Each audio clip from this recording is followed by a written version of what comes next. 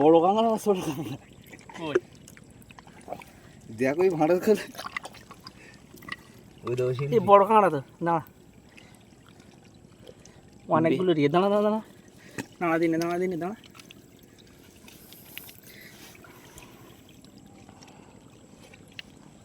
আচ্ছা, এটা লজ্জাবতী কাঁকড়া।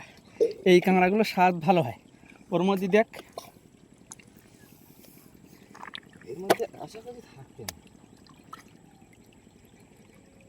এইটার মধ্যে থাকলে এইটা উল্টো নি ভেঙে দে। তুই ভাঙ না। দেখুন বন্ধুরা, কি মাল একবার ধরা পড়েছে, দেখেছেন? দেখতে পাচ্ছেন কি? আচ্ছা, এটাকে বাইরে বের করতে হবে, ঠিক আছে? হ্যাঁ, চলে এসে সোনার পালেরা।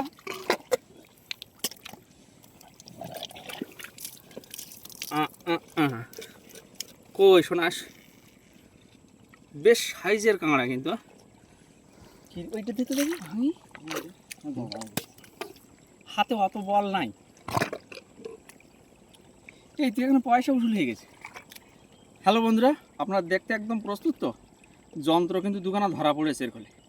চলুন দেখা যাক কী যন্ত্র এর ফলে। ভাঙে কই, ভেঙেছে। এই যে কাছে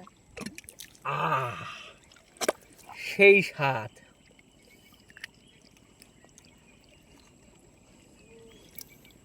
এই যে আগে ধুয়ে নিয়ে আসি, ভালো করে দেখো।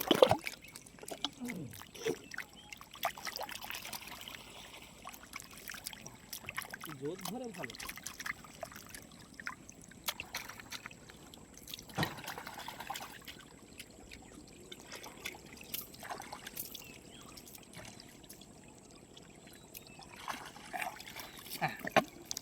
এই যে বন্ধুরা দেখুন,